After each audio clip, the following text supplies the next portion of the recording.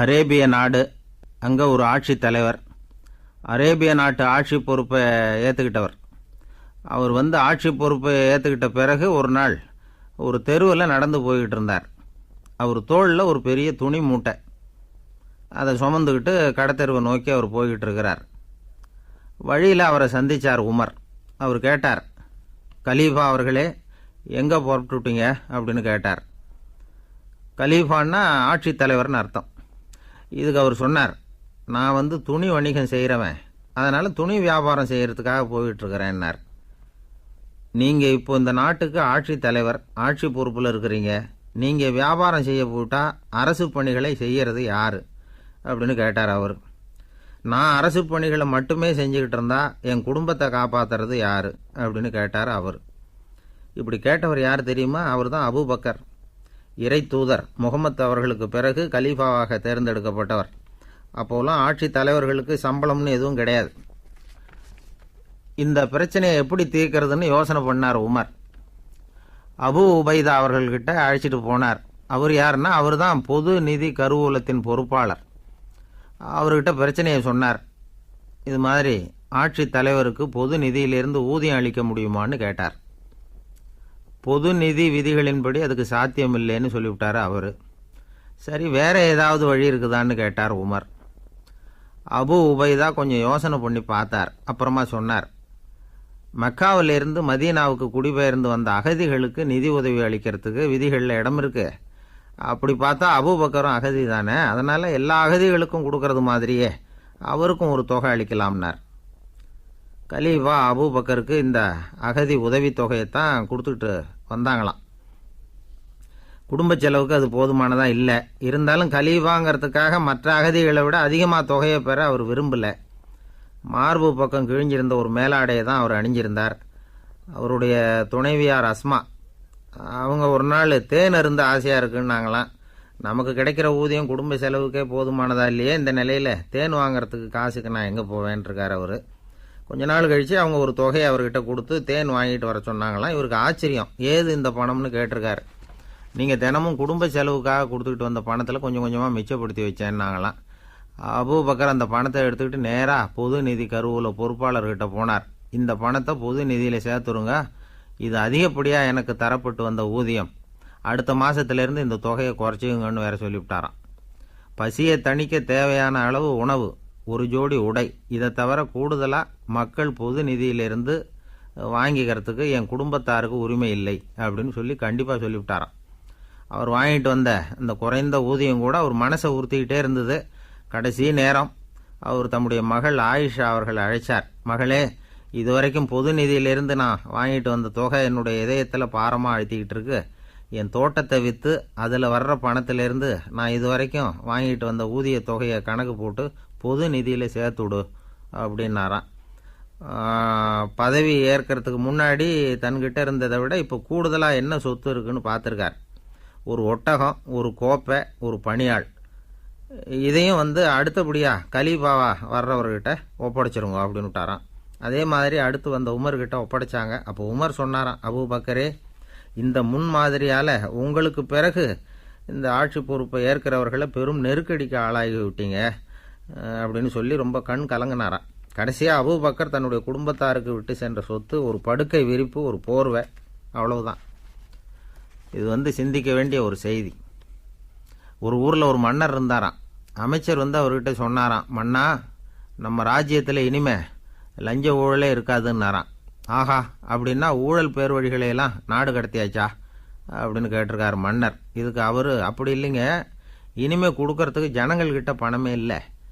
இந்த உலகத்தில் எல்லாருக்கும் மகிழ்ச்சி தரக்கூடிய ஒரு பொருள் எது? இது ஒரு முக்கியமான கேள்வி. இந்த கேள்விக்கு பொருத்தமான ஒரு பதிலை உங்களால் சொல்ல முடியுமா? அதாவது கொஞ்சம் யோசித்து பார்த்தா பணம்னு சொல்லலாமா? இப்போ கையில் காசு இல்லாதவங்ககிட்ட ஒரு 10 ரூபாய் கொடுத்தா அது அவனுக்கு சந்தோஷத்தை கொடுக்கும். ஏற்கனவே வருமான வரி பிரச்சனையில் சிக்கி இருக்கிறவர்கிட்ட இன்னும் கொஞ்சம் பணம் இந்தாங்கன்னு சொல்லி கொடுத்தோம்னா அது அவருக்கு சங்கடத்தை தான் கொடுக்கும். அதனால் அந்த கேள்விக்கு பணங்கிறது பொருத்தமான பதிலாக இருக்க முடியாது. கேள்வி என்னன்னா, இந்த உலகத்தில் எல்லாருக்கும் மகிழ்ச்சி தரக்கூடிய ஒரு பொருள் எது? சரி, இனிப்புன்னு சொல்லலாமா? ஏன்னா எல்லாருக்கும் இனிக்க தானே செய்யும். அதுலேயும் ஒரு சிக்கல் இருக்குது. சர்க்கரை வியாதிக்காரங்களுக்கு அது என்ன சந்தோஷத்தையாக கொடுக்கும்? ஆக எல்லாருக்கும் வேறுபாடு எதுவும் இல்லாமல் மகிழ்ச்சியை கொடுக்கக்கூடியது வேறு ஏதோ ஒன்று இருக்குது. அது என்னன்னு கண்டுபிடிக்கணும். அதுதான் இன்றைக்கி தகவல். இப்போ அதை கண்டுபிடிக்கணும்னா இந்த கதையை கேட்கணும்.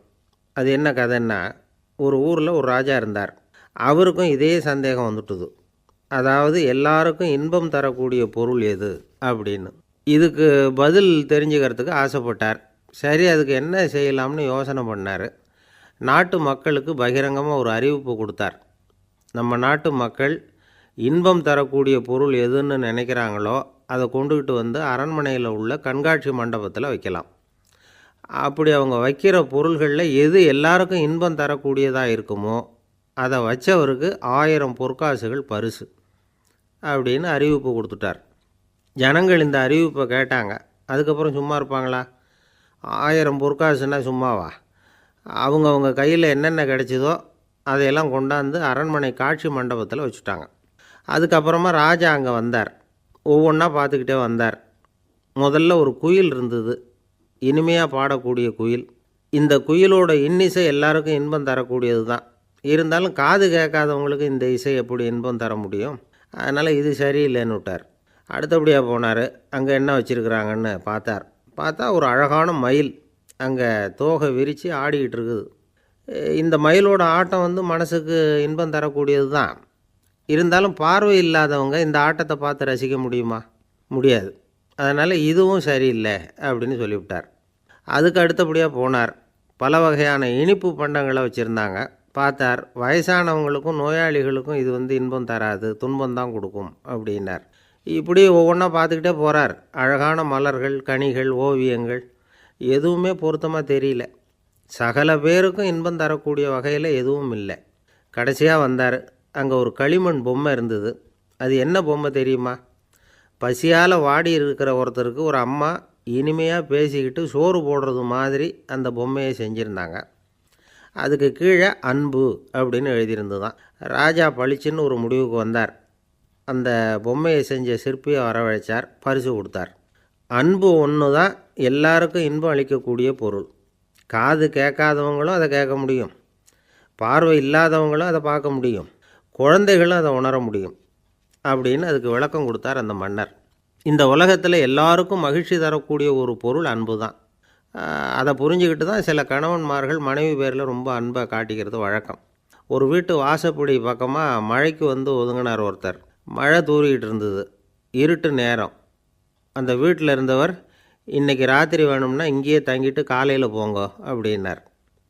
உடனே இவர் சொன்னார், ரொம்ப நன்றிங்க, ஒரு 10 நிமிஷத்தில் இதை வந்துவிடுறேன் அப்படின்னு சொல்லிவிட்டு எங்கேயோ ஓடினார். 10 நிமிஷம் கழித்து திரும்பி வந்தார். ஆமாம், எங்கே போயிட்டு வந்தீங்கன்னு கேட்டார் வீட்டில் இருந்தவர். நேராக எங்கள் வீட்டுக்கு போய் மனைவிக்கிட்ட இன்றைக்கி ராத்திரி இங்கேயே தங்கிக்கிறேன்னு சொல்லிவிட்டு வந்துட்டேன் அப்படின்னார் அவர். அன்பில் இது ஒரு ரகம்.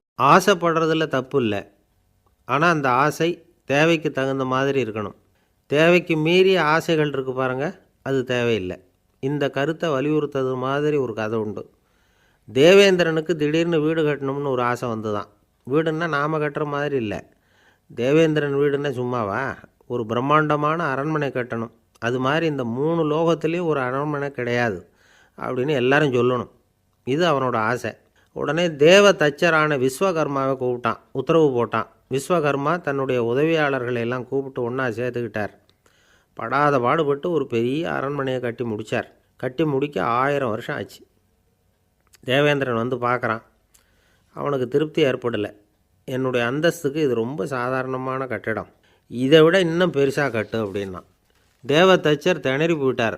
அவரால் அதுக்கு மேலே எதுவும் செய்ய முடியல. என்ன பண்ணுறதுன்னு யோசனை பண்ணார். நேராக நாரதர் காலில் போய் விழுந்தார். நீங்கள் தான் என்னை இந்த பிரச்சனையிலேருந்து காப்பாற்றணும்னார். நாரதர் யோசனை பண்ணார். சரி, கவலைப்படாதேன்னார். நேராக இந்திரன்கிட்ட போனார்.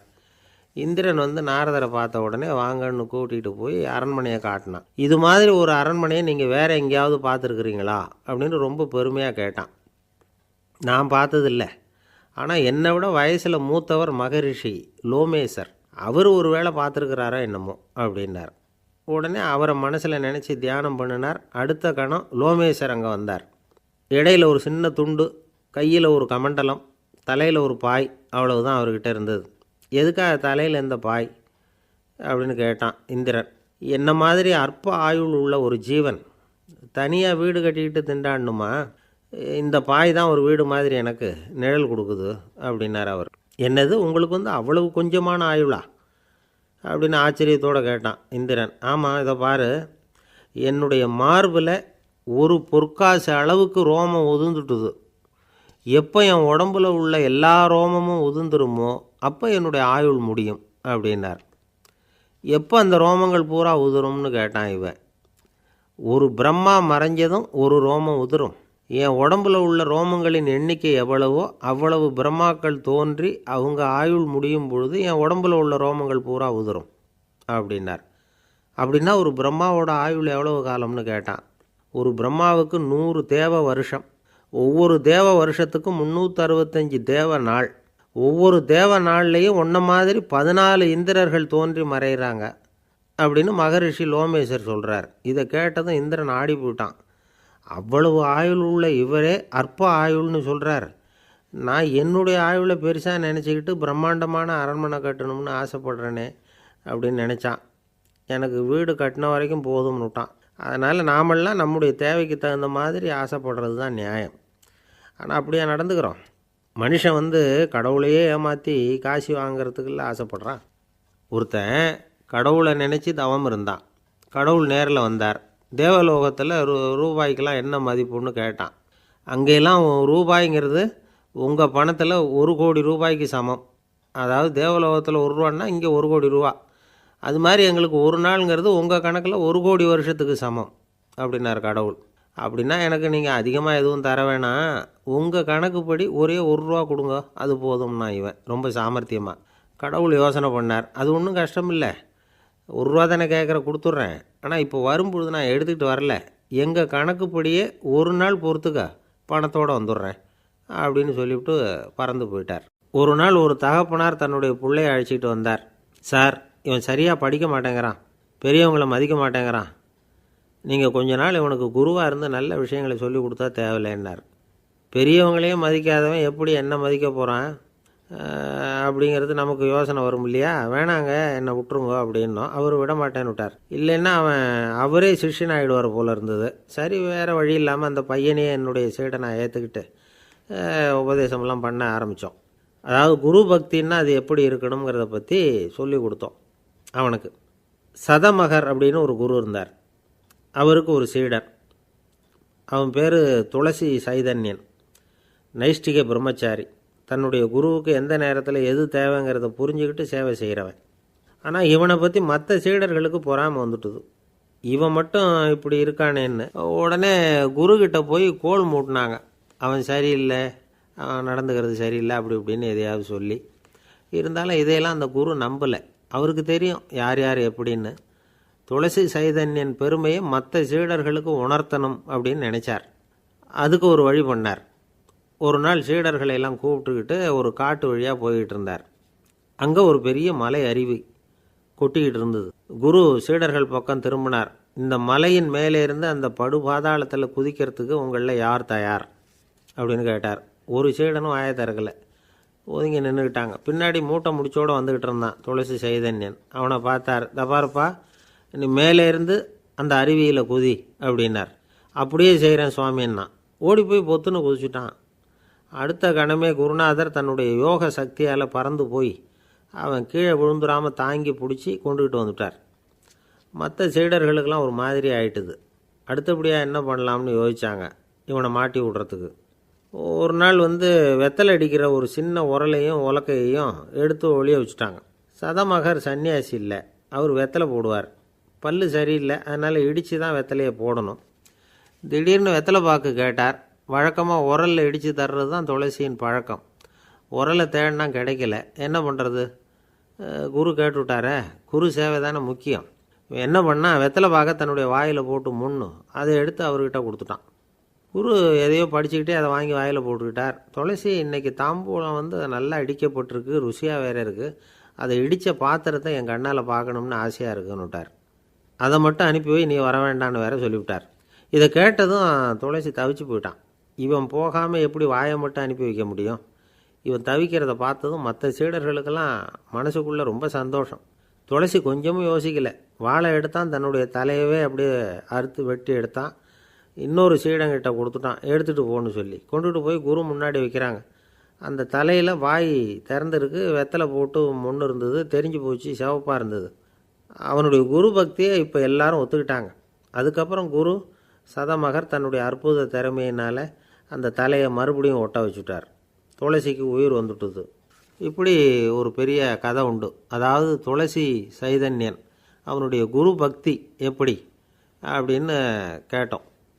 ரொம்ப அபாரம் அப்படின்னு அந்த பையன் அடக்கமாக, சும்மா விளையாட்டுக்காக தான் அப்படி அவங்ககிட்ட கேட்டோம். ஏன்பா உன்னுடைய குரு பக்தியை என்கிட்ட காட்டுறதுக்கு உன்னோட கழுத்தை நீயே அறுக்கணும்னு நான் சொன்னால் அதை நீ செய்வியா அப்படின்னு கேட்டோம். என்னுடைய கழுத்தை நானே அறுக்க வேண்டிய அவசியம் இல்லை சார் அப்படின்னா அவன்.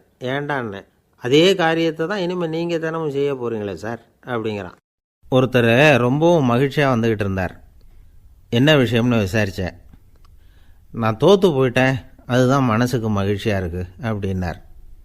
எனக்கு இது ரொம்ப ஆச்சரியமாக போச்சு. இந்த உலகத்தில் தோற்று போகிறவங்க யாரும் மகிழ்ச்சியாக இருக்கிறதில்ல. அப்படி இருக்கிறப்ப இவர் இப்படி சொல்கிறாரே, எங்கே தோற்று போனீங்கன்னு கேட்டேன். அதுக்கப்புறம் தான் அவர் விவரமாக சொன்னார்.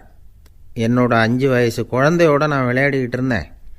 அந்த விளையாட்டில் என் குழந்தை ஜெயிச்சு விட்டுது, நான் தோற்று போயிட்டேன் அப்படின்னார் ரொம்ப உற்சாகமாக. நான் யோசித்து பார்த்தேன்.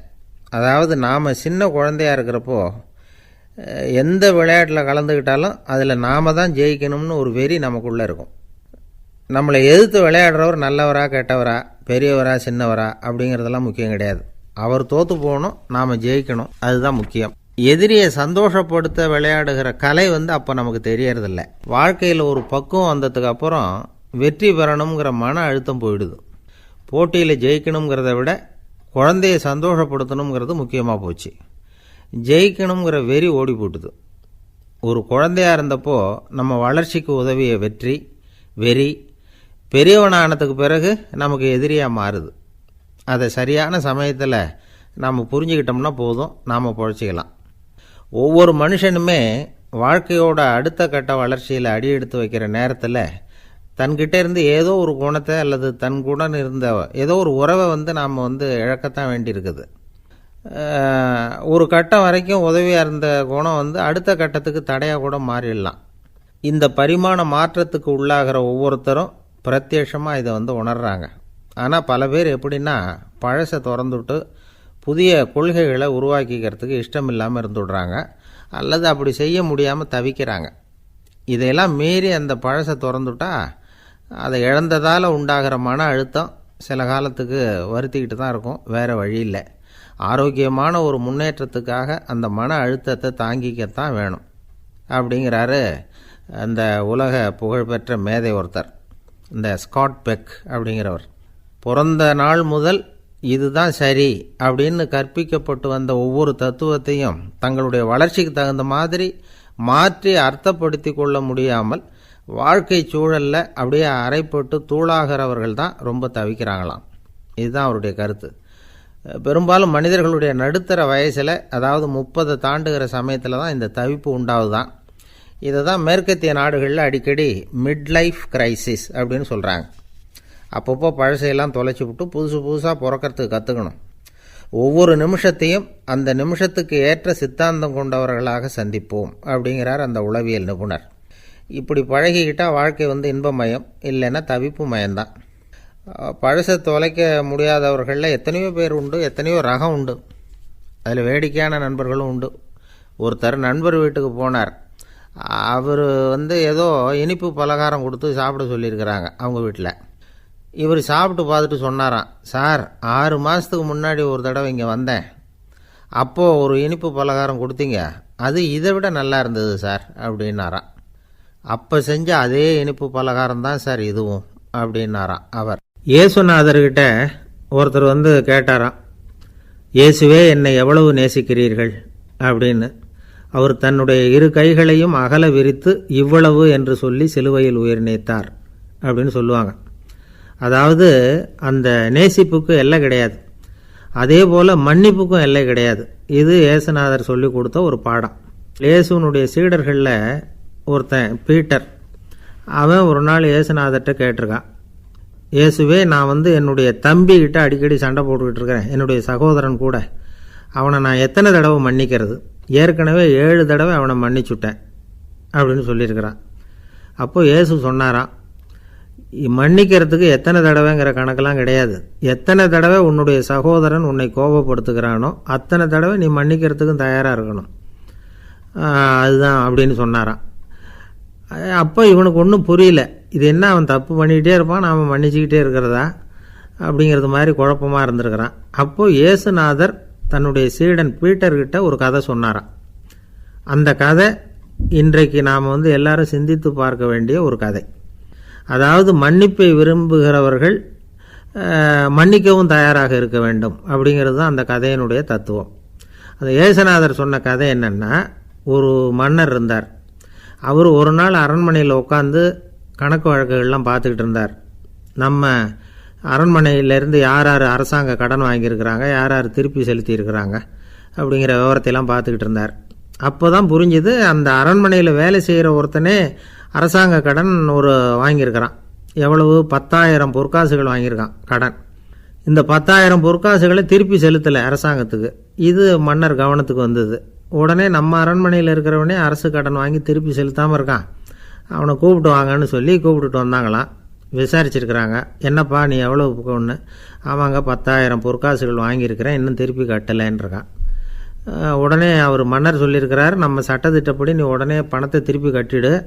அப்படி உன்னால் கட்ட முடியலன்னா உன்னுடைய வீடு வாசல் சொத்து சுகம் எல்லாத்தையும் விற்று அந்த பணத்தை அரசு கருவூலத்தில் சேர்த்துக்கிறதுக்கு நானே ஏற்பாடு பண்ணிடுறேன் அப்படின்னு அந்த மன்னர் சொன்னாராம். இவன் அப்படியே அதிர்ச்சி ஆகிட்டான், அப்படியே பொத்துன்னு காலில் விழுந்தானா. மன்னா, என்னை மன்னிச்சுங்க, என்னால் முடியல, எனக்கு மன்னிப்பு கொடுங்க அப்படின்ட்டுருக்கான். உடனே அவர் எழுந்திரிச்சு, சரி நீ மன்னிப்பு கேட்டுவிட்ட, அதனால் உன்னை மன்னிக்கிறேன், நீ பணம் கட்ட வேண்டாம் அப்படின்னு சொல்லி அந்த மன்னர் அவனை விட்டுட்டாராம். பணத்தையும் தள்ளுபடி பண்ணிட்டார், நீ திருப்பி கட்ட வேண்டான்னு.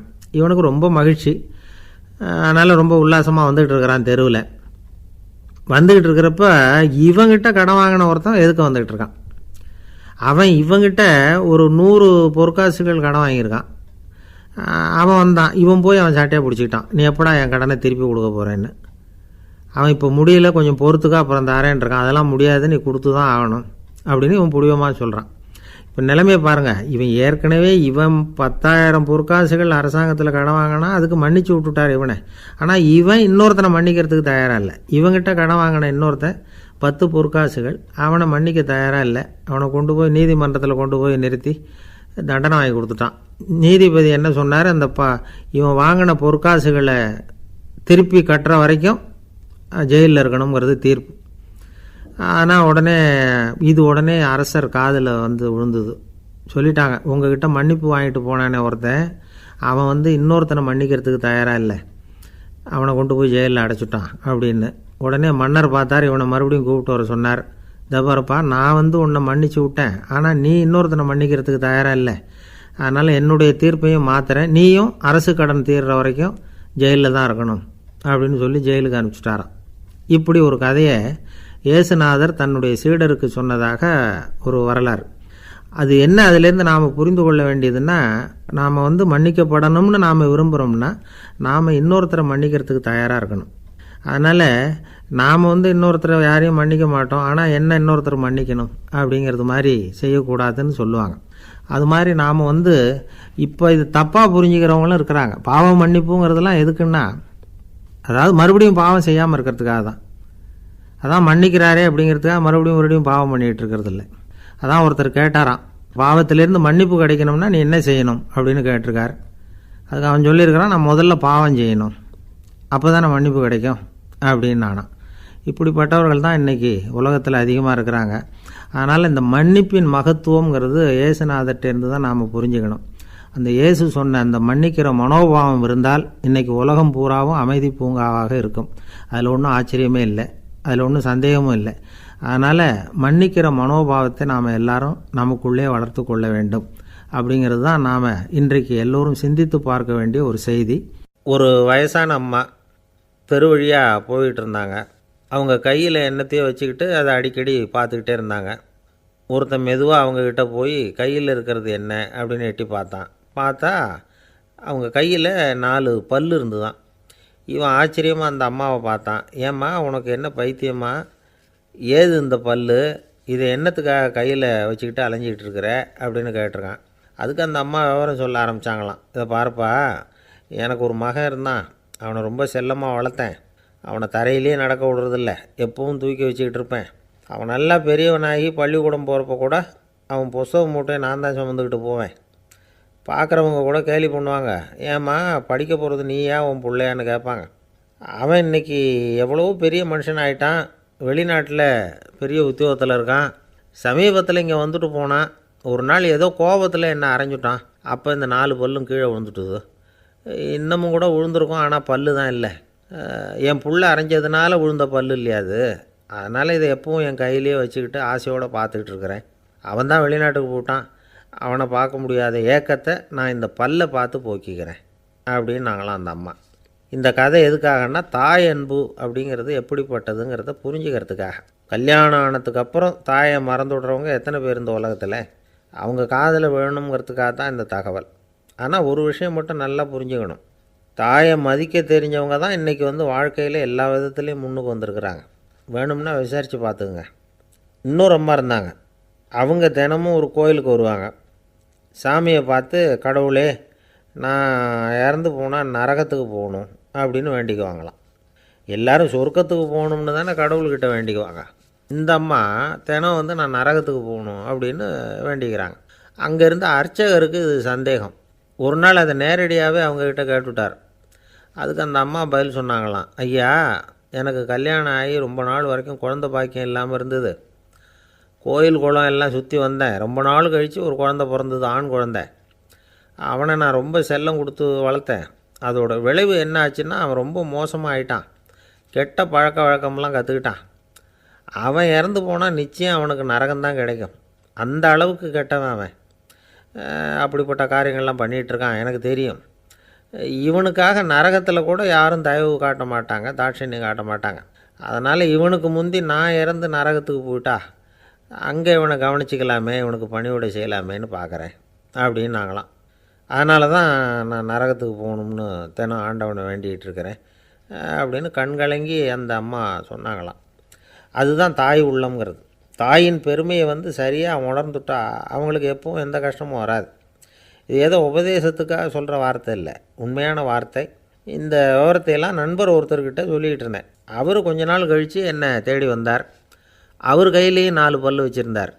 என்னங்க ஆச்சு, ஏதுங்க இந்த பல்லு அப்படின்னு விசாரித்தோம். உங்கள் உபதேசத்தை கேட்டுவிட்டு இந்த உலகத்தில் எல்லாரையும் தாயாக நினைக்க ஆரம்பிச்சிட்டேன். ஒரு அம்மாவை கடத்தரில் பார்த்து தாயேன்னு கூப்பிட்டேன். அவங்க உடனே பலார்னு என்னை அரைஞ்சிட்டாங்க, பல்லு விழுந்துட்டுது. அதை தான் பொறுக்கி எடுத்துக்கிட்டு நேராக உங்களை தேடி வந்துக்கிட்டு இருக்கிறேன்னார்.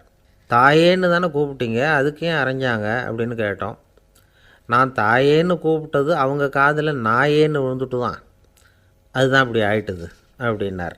ஊருக்கு வெளியில் அமைதியான ஒரு இடம், அங்கே ஒரு ஆசிரமம், அங்கே ஒரு சாமியார். அவர் தினமும் நல்ல போதனைகள்லாம் செய்வார். பல பேர் போய் அங்கேயே சில நாள் தங்கியிருந்து அவர் சொல்கிற அறிவுரைகளை எல்லாம் கேட்டுக்கிட்டு வர்றது வழக்கம். ஒரு தடவை அவரை பார்த்துட்டு போகிறதுக்காக 3 வெளியூர் தம்பதிகள் வந்தாங்களாம். அந்த மடத்திலேயே சாப்பிட்டுக்கிட்டு தங்கியிருந்து அவங்களுடைய போதனைகளை கேட்டுக்கிட்டு போகணுங்கிறது அவங்க நோக்கம். காலையில் குளிச்சுட்டு பூஜையில் உட்காந்தார் அந்த சுவாமி. இவங்களும் குளிச்சுட்டு அந்த பூஜையை பார்க்குறதுக்காக அவர் முன்னாடி உட்காந்தாங்க. பூஜை ஆரம்பமாச்சு. சம்பிரதாயப்படி அது ரொம்ப நேரம் நடந்துக்கிட்டே இருக்குது. இவங்களுக்கு நல்ல பசி இருந்தாலும் இந்த நேரத்தில் அதை எப்படி வெளியில் காட்டிக்கிறது? பேசாமல் இருந்தாங்க. அந்த சுவாமி பூஜையை முடித்தார். அதுக்கப்புறம் பேச ஆரம்பித்தார். பேச்சு அருமையாக தான் இருந்தது, அமிர்தமாக தான் இருந்தது. இருந்தாலும் இவங்களுக்கு இருக்கிற வயிற்று பசி அது சரியாக கவனிக்க விடலை. அந்த சுவாமியே இதை கவனித்ததாக தெரியல. இவங்களுக்கு மனசுக்குள்ளே ஒரு எண்ணம், உள்ளே சாப்பாடு தயாராகிட்டு இருக்கும் போல இருக்குது, இந்த பேச்சு முடிஞ்சதும் நம்மளை உள்ளே அழைச்சிட்டு போய் சாப்பாடு போடுவாங்கன்னு நினைக்கிறோம் அப்படின்னு இவங்களாம் நினச்சிக்கிட்டாங்க. ஆனால் சுவாமி இதை பற்றி எதுவுமே பேசலை, கண்டுக்கலை. ஒரு அம்மாவால் அதுக்கு மேலே சும்மா இருக்க முடியுமா? முடியல. சாப்பாட்டை கவனிக்கலாமா அப்படின்னு சொல்லி மெதுவாக ஆரம்பித்தாங்க. கவனிக்கலாமே அப்படின்னு உள்ளே அழைச்சிட்டு போனார் சுவாமி. இவங்க ரொம்ப அவசரமாக எழுந்திரிச்சு உள்ளே ஓடினாங்க. அங்கே ஒரு மேஜை மேலே ஒரு கிண்ணம் மூடி இருந்தது. இதுதான் சாப்பாட்டு மேஜை போல இருக்குது, இங்கே சாப்பாடு வந்துடும் அப்படின்னு நினச்சாங்க. உடனே போய் சுற்றி உட்காந்துக்கிட்டாங்க. சுவாமி அந்த கிண்ணத்தை எடுத்து அந்த அம்மா கிட்ட கொடுத்தார். அவங்க அதை வாங்கி மூடியை திறந்து பார்க்குறாங்க. உள்ளே ஒரு சாவி இருக்குது. ஓ சரிதான், இது சமையலறை சாவி போல் இருக்கு. அங்கே போய் அதை திறந்து சாப்பாட்டை நாமே எடுத்துக்கிட்டு வந்து இங்கே வச்சுக்கிட்டு சாப்பிட்ணும் போல் இருக்குது அப்படின்னு நினச்சாங்க. சாவி இருக்கு இல்லையா, வாங்க பூட்டு நிறையா காட்டுறேன் அப்படின்னு சுவாமி அவங்கள அழைச்சிட்டு போனார், காட்டினார். இவங்க அந்த அறையை ரொம்ப ஆவலோடு திறந்தாங்க. உள்ளே பார்த்தா அங்கே அரிசி, பருப்பு, விதவிதமான காய்கறி எல்லாம் இருக்குது. சமையலுக்கு வேண்டிய மிளகாய், எண்ணெய், பால், தயிர், நெய் இப்படி எல்லாமே இருக்குது. அடுப்பு, விறகு, நெருப்பு போட்டி அது கூட அங்கே இருக்குது. சாப்பாடு தயாராக இருக்கும்னு நினச்சிக்கிட்டு போனால் இப்படி இருக்குதே அப்படின்னு சொல்லி அதை பார்த்ததும் ரொம்ப சோர்ந்து போட்டாங்க அவங்க. சுவாமி என்ன இது சாப்பாடு இல்லையா அப்படின்னாங்க. அதுதான் சாப்பாட்டுக்கு வேண்டிய எல்லாம் இங்கே இருக்குதே. அடுப்பு மூட்டி நீங்கள் தான் அவங்கவுங்க ருசிக்கு தகுந்த மாதிரி சமைச்சிக்கணும். இந்த சன்னியாசிக்கு எப்படி சமைக்க தெரியும் அப்படின்னு கேட்டார் சுவாமி. சாப்பாடு தயாராக இருக்கும்னு நாங்கள் எதிர்பார்த்தோம் அப்படின்னாங்க. நீங்கள் இப்படி சொல்லுவீங்கன்னு நானும் எதிர்பார்த்தேன். இது வரைக்கும் நான் எவ்வளவோ தத்துவம்லாம் எடுத்து சொன்னேன். எல்லாத்தையும் விட இதுதான் அனுபவபூர்வமான தத்துவம். ஆண்டவன் நமக்கு நல்ல மனசை கொடுத்துருக்குறான், நல்ல வாய்ப்புகளையும் தந்திருக்கிறான், அதையெல்லாம் பயன்படுத்திக்கக்கூடிய மூளையையும் சிந்தனையையும் கொடுத்துருக்குறான். அதனால் அடுப்பை தான் நீங்கள் மூட்டணும். அடுப்பை நீங்கள் தான் மூட்டணும். உங்களுக்கு உகந்ததை நீங்கள் தான் சமைச்சு ருசித்து அனுபவிக்கணும். ஆண்டவனே அதை செஞ்சுக்கிட்டு இருக்க மாட்டான் அப்படின்னாராம் அந்த சுவாமி. நம்முடைய வாழ்க்கையில் பல நல்ல பலன்களை பெறுறதுக்கு நாம் தான் முயற்சி பண்ணணும். அதுக்குரிய சூழ்நிலையை தான் ஆண்டவன் கொடுப்பானே தவிர அதை விளக்கிறதுக்காக தான் அந்த சுவாமி அப்படி செஞ்சு காட்டியிருக்கிறார். இது ஒரு பெரியவர் இப்படி ஒரு விளக்கம் கொடுத்தார். அதுக்கப்புறம் அந்த 3 தம்பதிகளும் தெளிவடைஞ்சுட்டாங்களாம். நாம் தெளிவடைகிறது எப்போங்கிறது தான் தெரியல அப்படின்னு பல பேர் இதை கேட்டுட்டு சொல்லிகிட்டு இருக்கிறாங்க. இந்த கதையை நம்முடைய நண்பர் ஒருத்தர்கிட்ட சொன்னேன். அந்த நண்பர் ரொம்ப சந்தோஷப்பட்டார். நீங்கள் சொல்கிறது கரெக்டு சார், ஆனால் நான் அதை விட ஒரு படி மேலே சார். எனக்கெல்லாம் அரிசி, பருப்பு இருக்கிற ரூம் எதுன்னு கையை காட்டிட்டா போதும். உடனே கிண்ணத்துலேருந்து சாவியை எடுத்து கொடுக்கணுங்கிற அவசியம்லாம் இல்லை எனக்கு. அப்புறம் எப்படி ரூமை திறந்துருவீங்க அப்படின்னு கேட்டேன். பூட்டை உடச்சி திறந்துருவேன், அதுதான் எனக்கு பழக்கம் அப்படிங்கிறார். ஐயா, என்னுடைய நூல் வெளியீட்டு விழாவுக்கு அவசியம் நீங்கள் வரணும் அப்படின்னு கூப்பிட்டார் ஒருத்தர். எப்போ வரணும்னு கேட்டேன். அடுத்த வாரம்னார். சரி, புத்தகம் தயாராகிட்டுதா அப்படின்னேன். நாளைக்கு தான் அச்சிக்க கொடுக்க போகிறேன்னார். என்னங்க இது, புத்தகம் அச்சிடுறதுக்கு முன்னாடியே அழைப்புதழை அச்சடிச்சு விட்டீங்களே அப்படின்னு கேட்டேன். அதனால் என்னங்க, அந்த காலம் மாதிரியா அப்போல்லாம் அச்சுக்கலை எவ்வளவோ முன்னேறியாச்சுங்க. Linotype, monotype, phototype, laser இப்படி என்னென்னமோ வந்தாச்சு. இன்றைக்கி கொடுத்தா நாளைக்கே புத்தகம் தயார் அப்படின்னார்.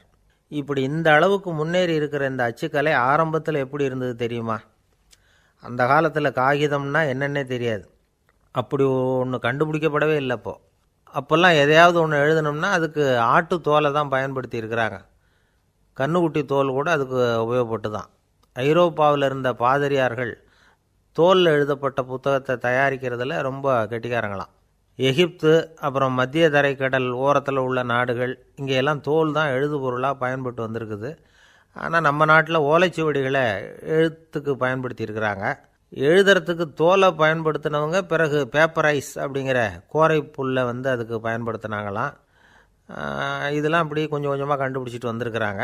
அந்த புல்லை கச்சிதமாக நறுக்க வேண்டியது, நல்லா பதப்படுத்த வேண்டியது, அதுக்கப்புறம் அதில் எழுத வேண்டியது, அவ்வளவுதான். பேப்பருங்கிற சொல்லே இந்த பேப்பைரஸ் அப்படிங்கிறதுலேருந்து வந்தது தான். அதுக்கப்புறம் தான் காகிதம் வந்தது. இதை முதல்ல சீன நாட்டில் தான் கண்டுபிடிச்சாங்க. அது வந்த பிறகு அச்சு எந்திரம் கண்டுபிடிக்க வேண்டிய அவசியம் ஏற்பட்டது.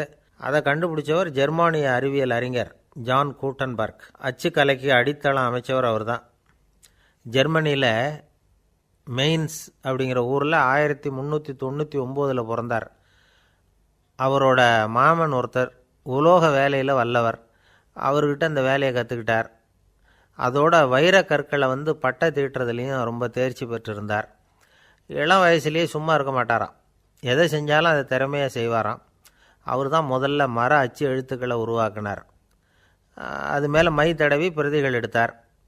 அதுக்கப்புறம் உலோக எழுத்துக்கள், முதல்ல காரியம், அப்புறம் இரும்பு, அப்புறம் கலப்பு உலோகம், பிறகு அச்சடிக்கிறதுக்கு எந்திரம் ஒன்றையும் உருவாக்கினார்.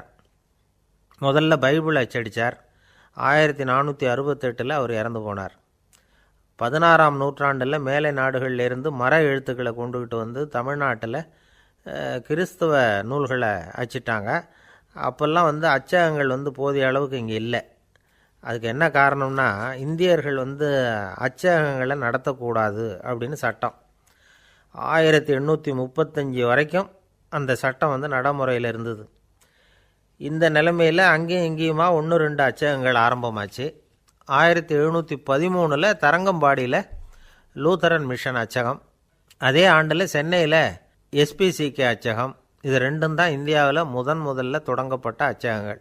ஆட்டுத்தோல்லையும் ஓலைச்சுவடியிலையும் எழுதப்பட்ட எழுத்துக்கள் இன்றைக்கி எங்கேயோ போயிட்டுது. ஆனால் நம்ம ஊரில் எழுத்தாளர்கள் நிலைமை தான் ஒன்றும் சொல்லிக்கிறது மாதிரி இல்லை. நம்ம ஆள் ஒருத்தர் சொன்னார், சார் நான் சொந்தத்தில் ஒரு அச்சாஃபீஸ் வச்சுருந்தேன், இப்போவும் வச்சுருக்கிறேன். அதனால் என்னுடைய படைப்புகளை புத்தகமாக வெளியிடுறதில் எனக்கு ஒன்றும் கஷ்டம் இல்லை. வருஷத்துக்கு ஒரு புத்தகம் எழுதி வெளியிட்டுருவேன்.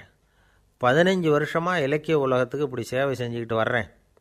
ஆனால் இந்த வருஷம்தான் வாசகர்கள் எனக்கு பாராட்டு விழா நடத்தியிருக்கிறாங்க அப்படின்னார். இந்த வருஷம் அப்படி என்ன விசேஷம் அப்படின்னு கேட்டோம். இந்த வருஷம்தான் நான் எந்த புத்தகம் எழுதி வெளியிடாமல் இருந்தேன், அதுக்காகத்தான் எனக்கு இந்த பாராட்டு விழா அப்படின்னார். ஒரு நண்பர் இருக்கார், எப்போ பார்த்தாலும் கையில் ஒரு புத்தகம் இருக்கும். புத்தகம் இல்லாமல் எங்கேயும் புறப்பட மாட்டார். எதுக்காக இப்படி எடுத்துகிட்டு போகிறீங்க அப்படின்னு கேட்டால், எனக்கு இது ஒரு நல்ல நண்பன் மாதிரி, இந்த காலத்தில் எங்கே போனாலும் காத்திருக்க வேண்டியிருக்கு, அது மாதிரி சமயத்தில் நான் நண்பன் கூட பேசிக்கிட்டு இருப்பேன் அப்படிம்பாரான். ஒருத்தர் ஒரு பெரிய அரச பதவியில் இருந்தார். அவர் பதவியிலேருந்து இறங்க வேண்டிய சூழ்நிலை. அரசு கொடுத்துருந்த வீட்டை விட்டுட்டு வெளியில் வர்றார். வரும்பொழுது 2 கையிலையும் 2 பெட்டியை எடுத்துகிட்டு வந்தாராம். சார் உங்களுடைய உடைமைகள் அப்படின்னு கேட்குறாங்க அங்கே இருந்த ஊழியர்கள். இவர் தன்னுடைய கையில் இருக்கிற பெட்டியை காட்டி, இதுதான் என்னுடைய சொத்து அப்படின்னாராம். ஒரு பெட்டியில் அவருடைய உடைகள், இன்னொரு பெட்டியில் அவர் விரும்பி படிக்கிற புத்தகங்கள், அவ்வளவுதான். இதுதான் இருந்துதான். புத்தகம் படிக்கிறது மனசுக்கு நல்லதுங்கிறது நமக்கு தெரியும். புத்தக வாசிப்பு உடம்புக்கும் நல்லதுங்கிறாங்க. அது நமக்கு ஆச்சரியமாக தான் இருக்குது. ஒரு நபர் ஒரு வருஷத்தில் சராசரியாக 2000 பக்கங்களை படிச்சிருக்கணுமா, யுனெஸ்கோ பரிந்துரை. ஆனால் நம்ம நாட்டில் நாம் சராசரியாக படிக்கிறது 32 பக்கங்கள், அவ்வளவுதான். இவ்வளவுக்கு நம்ம நாட்டில் 6000த்துக்கும் மேற்பட்ட நாளேடுகள், 2000த்துக்கும் மேற்பட்ட இதழ்கள், மலர்கள், இவ்வளவு இருந்தும் சரியாக வரல. இந்த உலகத்தில் முதல் நூலகம் எங்கே எப்போ ஆரம்பமாச்சு தெரியுமா? கிமு 2500 ஆண்டில் அது ஆரம்பமாயிருக்குது. பாபிலோனியாவில் அமில் அணு அப்படிங்கிற அரசன் தான் நூலகத்தை உருவாக்கி இருக்கிறான். அப்போல்லாம் தாள் கிடையாது, களிமண் தான். களிமண் பலகைகளில் எழுதி அது தொகுத்து அப்படியே நூலாக்கி அதை நூலகத்தில் வச்சுருப்பாங்களாம். அரசருடைய நூலகத்தில் 1000த்துக்கும் மேற்பட்ட நூல்கள் இருந்ததாக வரலாற்று குறிப்பு இருக்குது. அது மட்டும் இல்லை, அந்த நூலகத்தில் பொருள் வாரியாக, அதாவது சப்ஜெக்ட் வாரியாக புத்தகங்களை வகைப்படுத்தி வச்சுருந்தாங்களாம். அதில் மிச்சம் இருந்த ஒரு 25 களிமண் பலகை புத்தகங்கள் இன்றைக்கும் பிரிட்டிஷ் அருங்காட்சியகத்தில் இருக்குதான். அச்சு தாள் இதெல்லாம் ஏற்பட்டதுக்கு அப்புறம் அமைக்கப்பட்டது தான் பிரான்சில் இருக்கக்கூடிய பாரிஸ் நூலகம். 1480 பிரெஞ்சு மன்னர் 11ஆம் லூயி இந்த நூலகத்தை அமைச்சாராம். ஆனால் அப்போல்லாம் அரசர்கள் மட்டும்தான் நூலகத்தை பயன்படுத்த முடியுமா. அதுக்கப்புறம் 17ஆம் நூற்றாண்டில் இந்த முறை மாறி பொதுமக்கள் அங்கே போகலாம், படிக்கலாம் அப்படிங்கிற நிலைமை வந்துதான். போட்லியன் நூலகம் அப்படின்னு அதுக்கு பேர், பாரிஸ் நகரத்தில் இருக்குது. அங்கே தான் நூல்களின் பட்டியல் தயாரிப்பு பணி ஆரம்பமாச்சு. கல்வி வளர்ச்சியையும் நூலகத்தையும் இணைச்சவர் நெப்போலியன் போனபார்ட். முன்பணம் செலுத்தி புத்தகத்தை படிக்கிற முறையையும் அவர் தான் கொண்டுட்டு வந்தாராம். மக்கள்கிட்ட வசூலிக்கிற வரியின் ஒரு பகுதியை நூலகத்துக்கு பயன்படுத்தினவரும் அவர் தானா. நெப்போலியன் நூலகத்தில் உலகத்தில் உள்ள எல்லா மொழி நூல்களும் இருக்குதான். அங்கே ஒரு தமிழ் நூலும் இருந்திருக்குது. அது என்னென்னா கம்பராமாயணம். சோவியத் யூனியனுக்கு படையெடுத்து போனப்போ அங்கேருந்து லட்சக்கணக்கான புத்தகங்களை இந்த பனிச்சறுக்கு வாகனங்கள் இருக்குல்ல, அதில் கொண்டுகிட்டு வந்ததாக வரலாறு.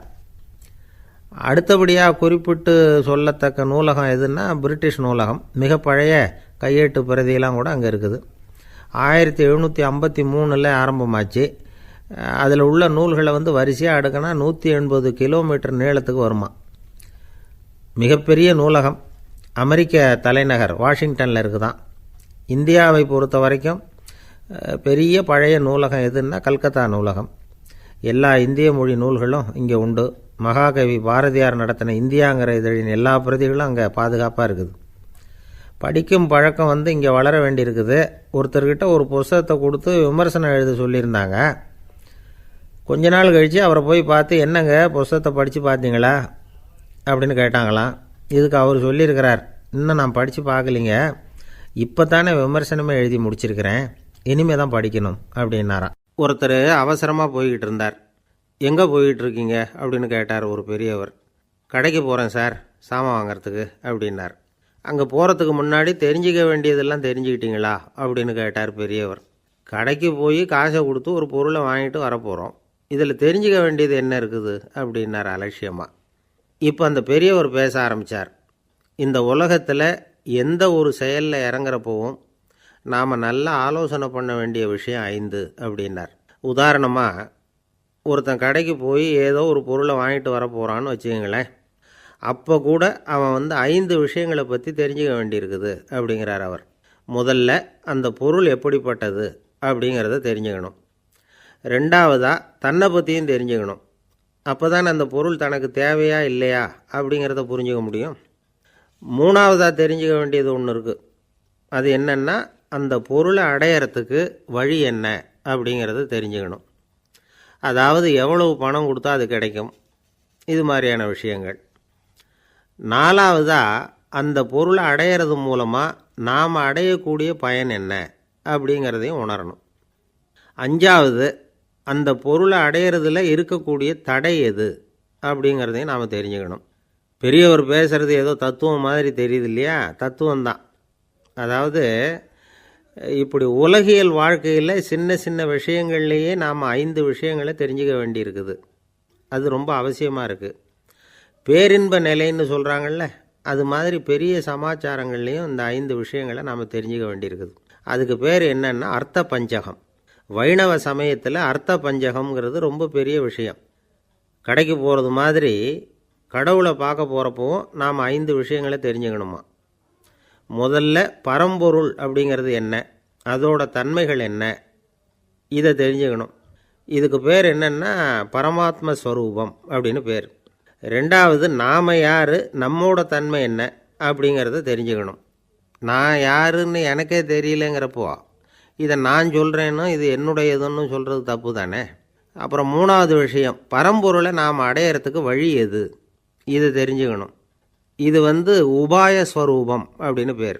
நாலாவது விஷயம், நாம் அடைய வேண்டிய பயன்கள் என்ன அப்படிங்கிறத தெரிஞ்சுக்கிறது. இதுக்கு புருஷார்த்தம் அப்படின்னு பேர். அஞ்சாவது, அந்த பயனை அடைய விடாமல் தடுக்கிற தடைகள் யாவை அப்படிங்கிறத தெரிஞ்சுக்கிறது. இது விரோதி ஸ்வரூபம். இதைத்தான் தடையியல் அப்படின்னு சொல்கிறாங்க.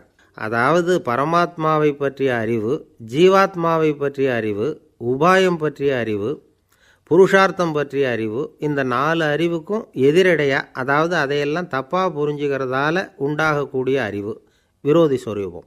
என்ன இது தகவலில் ஏதாவது கதை சொல்லுவீங்கன்னு பார்த்தா ஏதோ தத்துவம் பேசிகிட்டு இருக்கிறீங்களே அப்படின்னு நினைக்கலாம். இதுவும் தெரிஞ்சிக்க வேண்டிய ஒரு பெரிய விஷயந்தான். காதில் போட்டு வச்சா எப்போவாவது உபயோகப்படும். என்னுடைய நண்பர் ஒருத்தர் ஒரு நாள் என்கிட்ட சொன்னார், சார், அடுத்த மாதம் தஞ்சாவூரில் ஒரு கல்யாணம், போகிறதா வேண்டாமா அப்படின்னு ஒரே குழப்பமாக இருக்குது அப்படின்னார். நான் உடனே இந்த அர்த்த பஞ்சக உபதேசம் பண்ண ஆரம்பித்தேன். அவர் எல்லாத்தையும் பொறுமையாக கேட்டுவிட்டு, சரி சார், நான் போகிறதுன்னு முடிவு பண்ணிவிட்டேன்னார். எப்படி இந்த முடிவுக்கு வந்தீங்க அப்படின்னு கேட்டேன். அவர் சொன்னார், சார், அந்த 2வது பாயிண்ட் ஒன்று சொன்னீங்களே, அதை புரிஞ்சுக்கிட்டதுக்கு அப்புறம்தான் இந்த முடிவுக்கு வந்தேன் அப்படின்னார். என்ன 2வது பாயிண்ட்டுன்னு? அதாவது தன்னை பற்றி புரிஞ்சுக்கணும் அப்படின்னு சொன்னீங்க. உடனே என்னை பற்றி புரிஞ்சுக்கிட்டேன், நான் யாருங்கிறது எனக்கு தெரிஞ்சுது, உடனே போகிறது தான் நல்லதுன்னு முடிவு பண்ணிவிட்டேன்னார். நீங்கள் யாருன்னு கேட்டேன். நான் தான் சார் அந்த கல்யாணத்தில் தாலி கட்ட வேண்டிய மாப்பிள்ளை அப்படின்னார். அந்த காலத்தில் அண்ணாமலை ரெட்டியார்னு ஒருத்தர் இருந்தார். அவர் வெங்கனூர் அப்படிங்கிற கிராமத்தில் இருந்தார். அங்கேருந்து விருத்தாசலம் கோவிலுக்கு தவறாமல் போயிட்டு வந்துக்கிட்டு இருந்தார். இடையில் வெள்ளாறு, அதில் ஒரு சமயம் வெள்ளம் வந்துட்டுது. இவரால் போக முடியல. அதோட விளைவு வெங்கனூர்லேயே ஒரு கோவில் கட்டணும் அப்படின்னு முடிவு பண்ணார், சிவாலயம். அந்த சமயத்தில் வடநாட்டில் பஞ்சம். அதனால் அங்கேருந்த பல சிற்பிகள் தென்னாட்டை நோக்கி வர ஆரம்பித்தாங்க. அவங்க வெங்கனூர் வழியாக வர்றது தெரிஞ்சதும் இவர் போய் பார்த்தார். இங்கே ஒரு கோவில் கட்டணும், அதுக்கு நீங்கள் உதவணும்னார். பஞ்ச காலத்தில் இப்படி ஒரு வாய்ப்பு கிடைச்சதில் அவங்களுக்கும் ரொம்ப மகிழ்ச்சி. உற்சாகத்தோடு ஒத்துக்கிட்டாங்க. ஆலய திருப்பணி ஆரம்பமாச்சு. அவங்களுக்கு வேண்டிய எல்லா வசதிகளையும் இவர் செஞ்சு கொடுத்தார். அவங்களுக்கு எந்த குறையும் இல்லாமல் பார்த்துக்கிட்டார். அது மட்டும் இல்லை, ஒவ்வொரு நாளும் அங்கே வருவார். உங்களுக்கு என்ன வேணும் எது வேணும்னு கேட்பார். ஏதாவது குறை இருந்தால் சொல்லுவாங்க, உடனே தீர்த்து வைப்பார். இவரும் கேட்பார், எந்த குறையாக இருந்தாலும் என்கிட்ட சொல்லுங்க அப்படின்னு சொல்லுவார். அதை தவிர இவராகவே கவனித்தும் அவங்களுக்கு என்னென்ன தேவைங்கிறத கண்டுபிடிச்சி அதையெல்லாம் கொடுத்துக்கிட்டு இருப்பார். என்ன தேவைன்னாலும் அதை நிறைவேற்றி வச்சுருவார். அந்த சிற்பிகளின் தலைவன் ஒருத்தன், அந்த ஆளுக்கு வெத்தலை பாக்கு போடுறது பழக்கம். இதை தெரிஞ்சுக்கிட்டு அதுக்காகவே ஒரு ஆளை ஏற்பாடு பண்ணார். வேணுங்கிறப்போலாம் நீ வெத்தலை சீவல் மடித்து கொடுக்க வேண்டியது உன் வேலை அப்படின்னு ஒருத்தனை ஏற்பாடு பண்ணிட்டார். இப்படியெல்லாம் செஞ்சதும் அவங்களுக்கும் ரொம்ப உற்சாகம். ரொம்ப பொறுப்பாக சிற்ப வேலைகளை செஞ்சுக்கிட்டு இருக்கிறாங்க. ஒரு நாள் என்னாச்சு தெரியுமா? அந்த சிற்பிகளின் தலைவன் ரொம்ப நுணுக்கமாக ஒரு வேலையை செஞ்சுக்கிட்டு இருக்கிறான். சாரம் போட்டு அது மேலே படுத்துக்கிட்டு அண்ணாந்து பார்த்து உச்சியில் நுணுக்கமான சிற்பங்களை உருவாக்கிக்கிட்டு இருக்கான். சிற்பியின் கவனம் செதறப்படாதுங்கிறதுனால இவர் மெதுவாக சத்தம் போடாமல் கிட்ட போய் நின்று அதை கவனிச்சிக்கிட்டு இருக்கிறார். அந்த சிற்பி வழக்கம் போல் வெத்தலை பாக்குக்காக இடது கையை கீழே நீட்டினான். அந்த சமயம் பார்த்து அவருக்கு தாம்பூலம் கொடுக்குறவன் அங்கே இல்லை, எங்கேயோ போயிருக்கிறான். அண்ணாமலை ரெட்டியார் என்ன பண்ணார் தெரியுமா? தனக்காக கொடுக்கப்பட்ட தாம்பூலத்தை வாங்கி சிற்பியின் கையில் கொடுக்குறார். அவன் வாங்கி போட்டுக்கிட்டான். இது என்ன இன்னைக்கு வெத்தலை சீவல் வேறு மாதிரி இருக்குது, வாசனை தாம்பூலமாக இருக்குது அப்படின்னு யோசனை பண்ணிவிட்டு கீழே திரும்பி பார்க்குறார். பார்த்தா ரெட்டியார் மறுபடியும் சிற்பி கை நீட்டும் பொழுது கொடுக்கறதுக்காக தாம்பூலத்தை மடித்து வாங்கி வச்சுக்கிட்டு தயாராக நிற்கிறார். சிற்பிக்கு அதிர்ச்சி. உடனே பொத்துன்னு கீழே குதிச்சான். ஐயா, என்ன இது நீங்களா அப்படின்னா. இவர் சொன்னார், நான் ஒன்றும் தப்பு பண்ணலையே, உன்னுடைய கை புண்ணியம் செஞ்ச கை, கோயில் கட்டுற கை, அந்த கைக்கு தாம்பூலம் கொடுக்கறதுல என்ன தப்பு அப்படின்னாராம். ஏற்கனவே பஞ்சத்தில் அடிபட்டு வந்த எங்களை நீங்கள் ஆதரித்ததே பெரிய விஷயம். இந்த செயல் என்னை ஒரு பெரிய கடனாளி ஆக்கிவிட்டுது. ஐயா, எங்களுக்கு உணவு உடை இதை மட்டும் நீங்கள் கொடுத்தா போதும், ஊதியம்னு எதுவும் வாங்க மாட்டோம் அப்படின்னு நானும். அந்த சிற்பி எவ்வளவோ வற்புறுத்தியும் எதுவும் வாங்கிக்கலையாம். இந்த செய்தியை தமிழ் தாத்தா டாக்டர் ஊவேசா சொல்லியிருக்கிறார். அந்த காலத்தில் எப்படிப்பட்டவங்கள்லாம் வாழ்ந்துருக்கிறாங்க பாருங்கள். இந்த காலத்தில் ஒருத்தர் கோவில் கட்டினார், வேலை செய்கிற எல்லாருக்கும் சாப்பாடு போடுவார். சிற்ப வேலை செஞ்சுட்டு சாப்பிட வர்ற ஒவ்வொருத்தர் கையையும் அன்பாக பிடிச்சி முத்தம் கொடுத்து உள்ளே அனுப்புவார். அந்த கைகளுக்கு நீங்கள் கொடுக்குற மரியாதையாது அப்படின்னு கேட்டாங்க. அது இல்லைங்க, ஏற்கனவே முதல் பந்தியில் சாப்பிட வந்தவன் மறுபடியும் வர்றானான்னு கண்டுபிடிக்கிறதுக்காக கையை பிடிச்சி மோந்து பார்க்குறேன் அப்படின்னாராம் அவர். பிரம்மத்தை அறிந்தவன் பிரம்மமாகறான் அப்படின்னு ஒரு பெரியவர் பேசினார் ஒரு கோவிலில். தைத்திரிய உபனிஷத்து அப்படி சொல்லுதான். இதை கேட்கும்பொழுது நமக்கு ஒரு சந்தேகம் வரும். அது எப்படி? பிரம்மத்தை அறிந்தவன் பிரம்மம் ஆகிறான்னா, சிங்கத்தை அறிந்தவன் சிங்கம் ஆகிறானா, தோசையை அறிந்தவன் தோசை ஆகிறானா? இப்படிப்பட்ட சந்தேகம் நமக்கு வர்றதில் ஒன்றும் ஆச்சரியம் இல்லை. இது இயற்கை. இதுக்கும் அந்த பெரியவரே பதில் சொல்கிறார். சிங்கம் வேற, நாம் வேற. அதனால் சிங்கத்தை அறிந்தவன் சிங்கமாக மாட்டான். ஆனால் பிரம்மம் வேற, நாம் வேற இல்லை. அதனால் பிரம்மத்தை அறிந்தவன் பிரம்மமாகறான் அப்படிங்கிறது அவரோட விளக்கம். மனிதன் அவன்தான் தான் பிரம்மங்கிறது தெரியாதனால தான் அதை வேற எங்கேயோ தேடிட்டு இருக்கிறான். கடைசியில் அது தான் தாங்கிறது புரிஞ்சுக்கிற பொழுது அவன் பிரம்மம் ஆகிடுறான். இதை விளக்கிறதுக்கு ஒரு உபநிஷத்து கதையே இருக்குது. நமக்கு தெரிஞ்ச கதை தான், ஆனால் அதை வேறு விதமான அர்த்தத்தில் விளையாட்டாக சொல்லிகிட்டு இருக்கிறோம். ஒரு சமயம் ஒரு 10 நண்பர்கள் ஒரு காட்டு வழியாக போய்கிட்டு இருக்கிறாங்க. குறுக்க ஒரு நதி, அதை கடந்து அடுத்த பக்கம் போகணும். எல்லோரும் ஒரு வழியாக கடந்து அடுத்த கரைக்கு போய் சேர்ந்துட்டாங்க. அங்கே போய் சேர்ந்ததுக்கப்புறம் எல்லோரும் பத்திரமா சேர்ந்துட்டோமா அப்படின்னு தெரிஞ்சுக்கிறதுக்காக எண்ணி பார்க்குறான் அந்த கூட்டத்து தலைவன். அவங்க மொத்தம் 10 பேர்.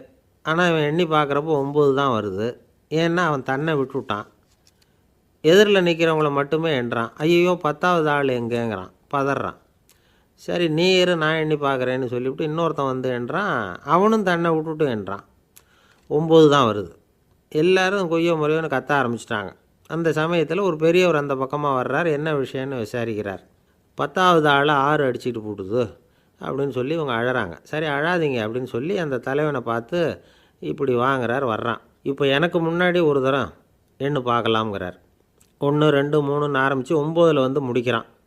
உடனே பெரியவர் நீ தான் அந்த 10வது ஆள் அப்படிங்கிறார். இது உண்மை. நாம் தான் அது. நாம் தான் நம்மளை வேறு எங்கேயோ தேடிகிட்டு இருக்கிறோம். நாம் எங்கேயோ தேடிகிட்டு இருக்கிறோமே, அந்த பிரம்மம் நாம் தான். இப்படி ஒரு பெரிய உண்மையை விளக்கிறதுக்காக தான் அப்படி ஒரு கதை சொல்லப்பட்டது. ஆனால் அதை வந்து நாம் வேறு விதமாக வேடிக்கையாக உபயோகப்படுத்திக்கிட்டு இருக்கிறோம். எப்படி தெரியுமா? ஒரு ஆத்தங்கரையில் ஒரு 10 பேர் முழிச்சுக்கிட்டே நின்றுக்கிட்டு இருந்தாங்களாம். அந்த பக்கமாக வந்த ஒருத்தன் ஏன் இப்படி முழிச்சுக்கிட்டு நிற்கிறீங்கன்னு கேட்டிருக்கிறான். எங்களுக்கு நீச்சல் தெரியாது, நாங்கள்லாம் அடுத்த கரைக்கு போய் சேரணும் அப்படின்னாங்களாம். சரி, நான் கொண்டுட்டு போய் விட்றேன். எல்லாரும் அக்கறைக்கு போய் சேர்ந்த உடனே ஆளுக்கு ₹1 வீதமாக மொத்தம் ₹10 எனக்கு கொடுக்கணும் அப்படின்ட்டுருக்கான் இவன். சரின்னு ஒத்துக்கிட்டாங்க. இவன் ஒவ்வொருத்தராக கையை பிடிச்சி மெதுவாக ஆற்றுல இறக்கி அழைச்சிட்டு போயிட்டான். 9 பேரை கரை சேர்த்துட்டான். 10வது ஆள் பாதி ஆற்றுல போயிட்டு இருக்கிறப்போ திடீர்னு வெள்ளம் வந்துட்டுது. புடி நழுவி போச்சு. கையை விட்டுட்டான். வெள்ளம் அடிச்சிட்டு போட்டுது. அழைச்சிட்டு வந்தவன் நீச்சல் அடித்து தடுமாறி கரைக்கு வந்து சேர்ந்துட்டான். கரையில் இருந்தவங்களுக்கு இந்த விஷயம் தெரியாது. இருந்தாலும் இவன் உடம்பு பூரா நனைஞ்சி கொஞ்சம் அதிகமாக மூச்சு வாங்க நின்றுக்கிட்டு இருந்தானா, ஏங்க ஏன் இப்படி மூச்சு வாங்குது, என்ன விஷயம் அப்படின்னு கேட்டாங்களாம். அதுக்கு இவன் கொஞ்சமாக அலட்டிக்காமல் சொன்னானா, வேறு ஒன்றும் இல்லை, நீங்கள் கொடுக்க வேண்டிய ₹10ல் ₹1 குறைஞ்சி போச்சு, அவ்வளவுதான் அப்படின்னானா. ஒரு ஆள் ராமகிருஷ்ணரை தேடி வந்தான். அவன் கையில் 1000 பொற்காசுகள் வச்சுருந்தான். அதை அவர்கிட்ட கொடுத்து இதை ஏற்றுக்கணும் அப்படின்னு ரொம்ப பணிவாக கேட்டுக்கிட்டான்.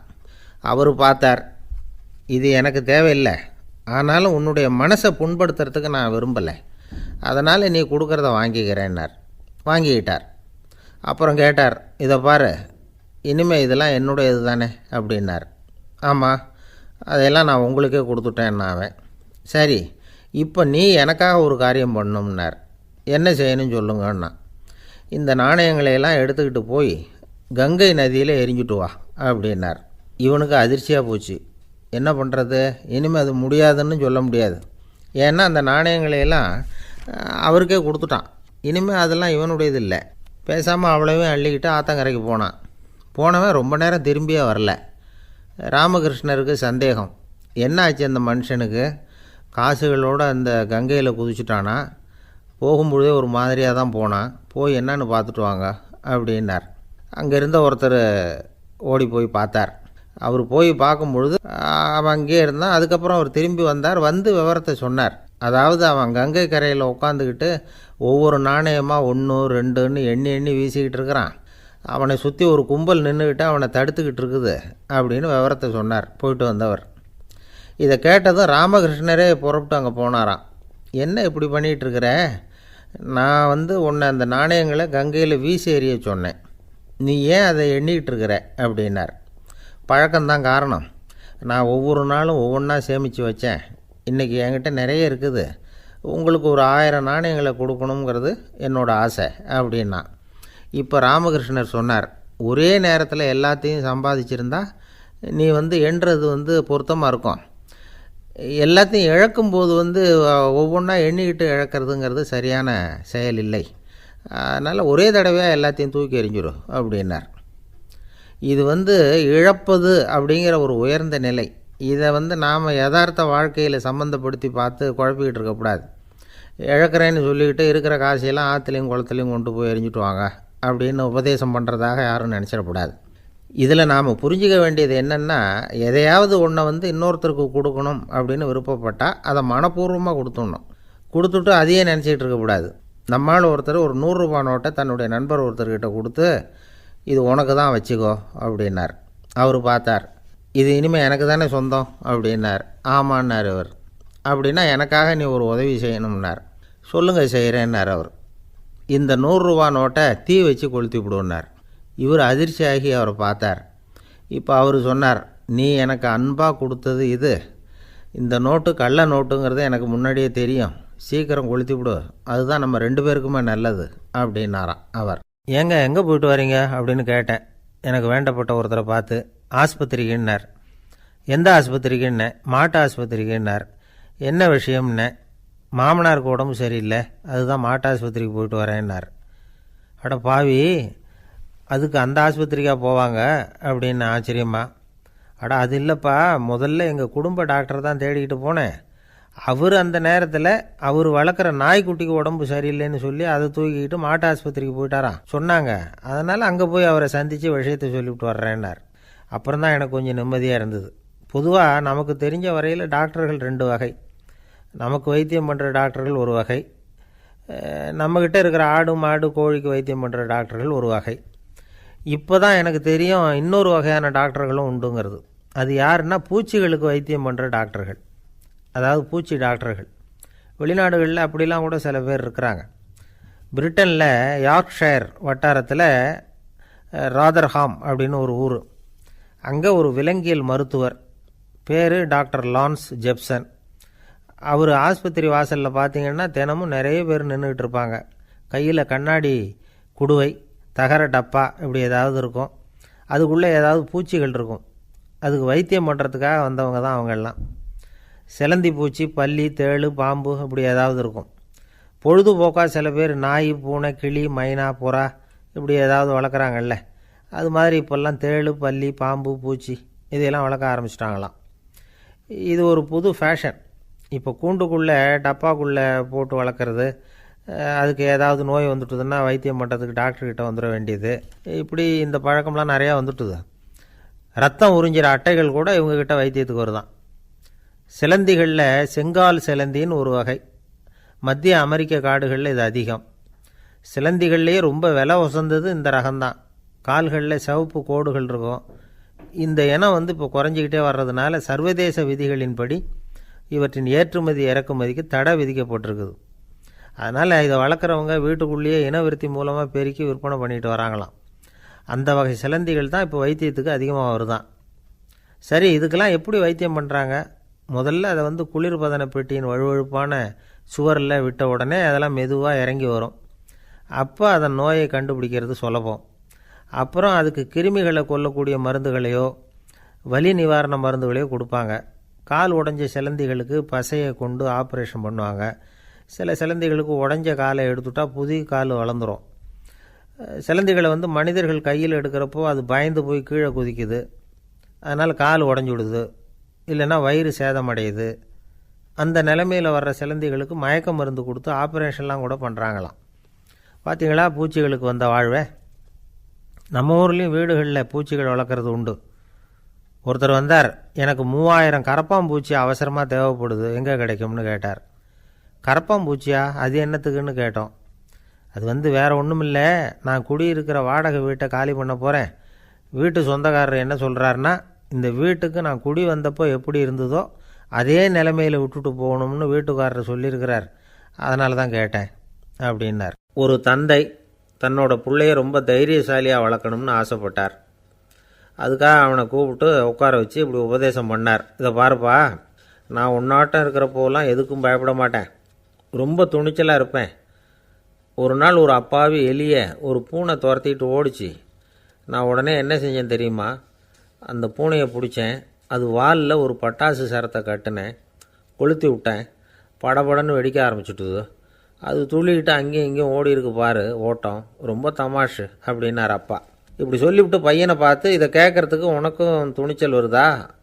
நான் என்னுடைய செயலை நீ கேட்குறப்போ உனக்கு துணிச்சல் வருதா அப்படின்னு கேட்டார். வருதுன்னா பையன். எப்படின்னா அப்படிங்கிற விவரத்தையும் சொன்னான் அவன். அதாவது எலியை விரட்டினத்துக்காக பூனை வாலில் பட்டாசு கொளுத்துனீங்க நீங்கள், பூனையை விரட்டினத்துக்காக உங்கள் கழுத்தில் பட்டாசு சரத்தை மாட்டினா என்னென்னு தோணுது எனக்கு அப்படின்னு நான் பையன். பையனோட துணிச்சல் அப்பாவே நடுங்க வச்சுட்டுது. அது சரி, ஒரு அப்பா பிள்ளைக்கு இப்படியா உபதேசம் பண்ணுறது? எல்லாருக்கிட்டையும் அன்பாக பழகிறது எப்படி அப்படின்னு சொல்லி கொடுக்கணும். பிஞ்சு உள்ளங்களில் நெஞ்ச தூவலாமா? ஒரு நாள் விநாயகர் ஒரு பூனையோடு விளையாடிக்கிட்டு இருந்தாராம். அப்படி ஆசையாக விளையாடிக்கிட்டு இருந்தப்போ அவரோட கை நகம் தவறுதெல்லாம் பூனையோட முகத்தில் பட்டுட்டு தான். அது ஒரு சின்ன கீறலை உண்டாகி விட்டுது. அப்பா அவர் அதை ஒரு பெருசாக நினைக்கல. கொஞ்ச நேரத்துக்கு அப்புறம் விநாயகர் வீட்டுக்கு வந்தார். அவங்க அம்மா பார்வதி தேவியை பார்த்தார். பார்வதி தேவி கன்னத்தில் விரலால் கீறினது மாதிரி ஒரு அடையாளம் இருந்தது. விநாயகருக்கு அதிர்ச்சி, ஆச்சரியம். நம்ம அம்மா இந்த உலகத்துக்கே தாயார், அப்பேற்பட்ட அவங்க முகத்திலேயே கீறலை உண்டாக்கக்கூடியவங்க யாராக இருக்க முடியும் அப்படின்னு யோசனை பண்ணார். தாயே, உன்னுடைய கன்னத்தில் இந்த வடு எப்படிம்மா ஏற்பட்டதுன்னு கேட்டார். குழந்தாய், இது நீ செஞ்ச காரியம்தான்ப்பா. உன்னுடைய கை நகம் கீறினதுனால ஏற்பட்ட வடு தான் இது அப்படின்னாங்க அவங்க. விநாயகர் திடுக்கிட்டு போட்டார். எப்படிம்மா அது? நான் எந்த காலத்துலேயும் ஒன்று அப்படி கீறினதாக எனக்கு நினைவு இல்லையே அப்படின்னார். இன்னைக்கு காலையில் ஒரு பூனையை கீறினதை நீ மறந்துட்டியா அப்படின்னாங்க அந்த அம்மா. விநாயகர் திகைச்சு போய் நின்னார். பார்வதி தேவி சொன்னாங்க, இதை பார்ப்பா, இந்த உலகத்தில் இருக்கக்கூடிய எல்லா உயிர்கள்லேயும் நான் இருக்கிறேன். நான் தான் இந்த உலகமாக ஆகியிருக்கிறேன். ஆகையினால நீ யாரை துன்புறுத்தினாலும் அது உண்மையிலேயே என்ன துன்புறுத்தினதாக தான் வந்து முடியும் அப்படின்னாங்க. விநாயகர் மனசுக்குள்ளே ஒரு வெளிச்சம் ஏற்பட்டு தான். அதுக்கப்புறம் அவர் யாரையுமே கல்யாணம் பண்ணிக்காததுக்கு அதுதான் காரணமாக. இந்த உலகத்தில் எல்லாரையும், இங்கே இருக்கிற எல்லாத்தையும் தாயின் வடிவமாக அவர் பார்க்க ஆரம்பிச்சிட்டாராம். குருதேவர் ராமகிருஷ்ணர் இந்த கதையை எடுத்து சொல்லியிருக்கிறார். நபிகள் நாயகம் ஒரு தடவை ஒரு நாற்காலியில் உட்காந்து என்னமோ யோசனை பண்ணிகிட்டு இருந்திருக்கிறார். அப்போ அவரோட உடையில் ஒரு கீழ்ப்பகுதி தரையில் படிஞ்சு கிடந்திருக்குது. அங்கே விளையாடிக்கிட்டு இருந்த ஒரு பூனை அது மேலே வந்து படுத்து தூங்கி போச்சு. தொழுகை செய்ய வேண்டிய நேரம் வந்துட்டது. நபிகள் நாயகம் எழுந்திருக்க பார்த்தார். அப்போ தான் பூனை தன்னோட உடை மேலே படுத்து தூங்கிட்டு இருக்கிறது கண்ணில் படுது. பூனையோட தூக்கத்தை கலைக்க விரும்பல அவர். தன்னுடைய சகோதரியை கூப்பிட்டார். ஒரு கத்திரிக்கோல் எடுத்துகிட்டு வர சொன்னார். பூனை படுத்திருந்த உடைப்பகுதி மட்டும் இருக்குல்ல, அதை மட்டும் அதோட கத்திரிச்சு விட்டுட்டு அதுக்கப்புறம் அவர் எழுந்திரிச்சு தொழுகைக்கு போனாராம். அதாவது பிற உயிர்கள்கிட்ட எப்படி அன்பு காட்டணுங்கிறத பெரியவங்க எவ்வளவோ விதத்தில் நமக்கு எடுத்து காட்டியிருக்கிறாங்க. இருந்தாலும் எத்தனை பேர் மனசில் அதெல்லாம் உரைச்சிருக்குது. நாமளும் நம்ம ட்ரெஸ்ஸு மேலே ஒரு பூனை படுத்திருந்தா ஒரு கத்திரிக்கோலை தான் தேடுவோம், எடுத்துக்கிட்டு வர சொல்லுவோம். துணியை வெட்டுறதுக்கு பதிலாக இல்லை அதோட வாழை வெட்டினா என்ன அப்படின்னு தோணும். ஒரு ஆள் ரொம்ப பிரியமாக ஒரு பூனையை ஆற்றுல குளிப்பாட்டிக்கிட்டு இருந்தானா. எப்படி? அந்த பூனையை ஆற்று தண்ணியில் அமுக்கி அமுக்கி குளிப்பாட்டிக்கிட்டு இருக்கிறான். அந்த வழியாக போன பெரியவர் ஒருத்தர் இதை பார்த்தார். இதை பார்ப்பா, பூனையை அது மாதிரி ஆற்று தண்ணியில் அமுக்கி குளிப்பாட்டாத, மூச்சு திணறி செத்து போடும் அப்படின்னு அட்வைஸ் பண்ணார். நீ போய் அவன் வேலையை பார்த்துக்கிட்டு, எனக்கு எல்லாம் தெரியும்னா இவன். சரின்னு அவர் போயிட்டார். கொஞ்ச நேரம் கழித்து அவரே அந்த வழியாக திரும்பி வந்துக்கிட்டு இருந்தார். ஆற்றுல பூனையை குளிப்பாட்டிக்கிட்டு இருந்தவன் அழுதுகிட்டு உட்காந்துருக்கிறான். பக்கத்தில் அந்த பூனை செத்து கிடக்குது. இதை பார்த்தார் பெரியவர். நான் தான் அப்போவே சொன்னேனே அந்த பூனையை ஆற்றுல நினைக்காதேன்னு, அதை கேட்டிருந்தா இப்படி ஆயிருக்குமா அப்படின்னார். அந்த ஆள் கோபமாக இவரை முறைச்சி பார்த்தான். அட போய்யா, இந்த பூனை ஆற்றுல குளித்ததுனால